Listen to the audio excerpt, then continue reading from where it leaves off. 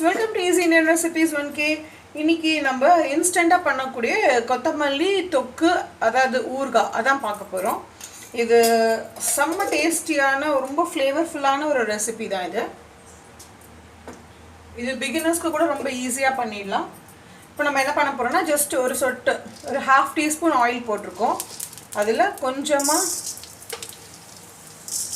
தனியா அதாவது ஒரு டீஸ்பூன் அளவுக்கு தனியா just ஒரு 10-15 மேத்தி அதாவது வெந்தயம்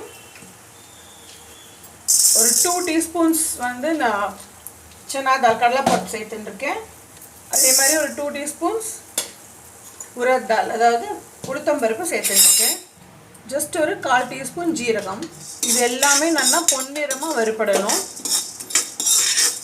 ஒரு எலுமிச்சம்பழம் அளவுக்கு புளி சேர்த்துருக்கேன். ஏன்னா நான் அவ்வளோதான் நான் வந்து கொத்தமல்லி எடுத்துட்டுருக்கேன்.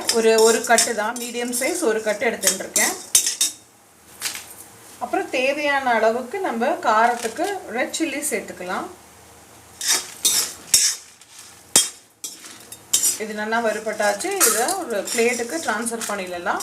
இது நல்லா ஆறட்டும். அப்புறமா நம்ம இதை வந்து பொடிச்சு எடுத்துட்டு வந்துக்கலாம். இப்போ ஜஸ்ட் கொஞ்சமாக வந்து கருவேப்பிலை வாசனைக்கு சேர்த்துக்கலாம். கருவேப்பிலை எடுத்துடலாம். இப்போ இது நல்லா 2-3 தடவை தரோவாக வாஷ் பண்ணி வச்சுருக்கிற கொத்தமல்லியை சேர்த்துடலாம். இதை ஜஸ்ட்டு ஒரு பெரட்டு அவ்வளோதான். இப்போ இதை வந்து ஒரு பிளேட்டில் ட்ரான்ஸ்ஃபர் பண்ணிடலாம்.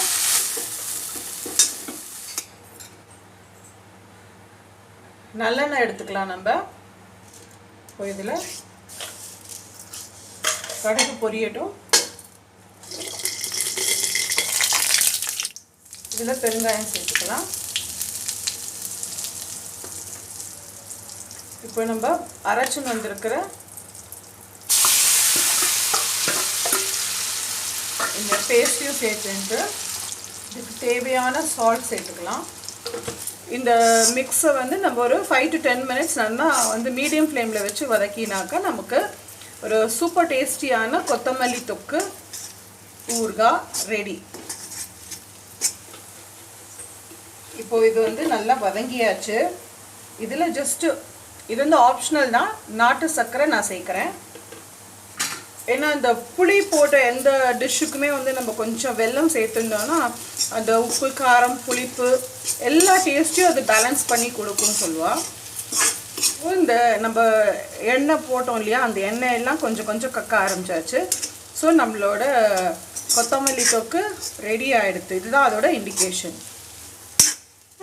நம்மளோட கொத்தமல்லி தொக்கு ரெடி ஆகிடுது. இது வந்து நம்ம பிளெயின் ரைஸோட கொஞ்சமாக நெய்யோ இல்லை வந்து நல்லெண்ணெயோ விட்டுண்டு சுடுற சாதத்தில் சாப்பிட்டாக்கா அவ்வளோ அட்டகாசமாக இருக்கும். அண்ட் இது சப்பாத்தி மேலே ஸ்ப்ரெட் பண்ணிக்கிறதுக்கும் நல்லாயிருக்கும். பிரெட் மேலே ஸ்ப்ரெட் பண்ணி சாப்பிட்றதுக்கும் ரொம்ப நல்லாயிருக்கும். நம்மளோட சேனல் சப்ஸ்கிரைப் பண்ணாதவா ப்ளீஸ் சப்ஸ்கிரைப் பண்ணுங்க. இந்த மாதிரி ஈஸி அண்ட் இன்ட்ரெஸ்டிங் ரெசிபீஸ் நம்ம சேனலில் நிறைய இருக்குது. Stay tuned for more easy recipes. Thank you for வாட்சிங். பை பாய்.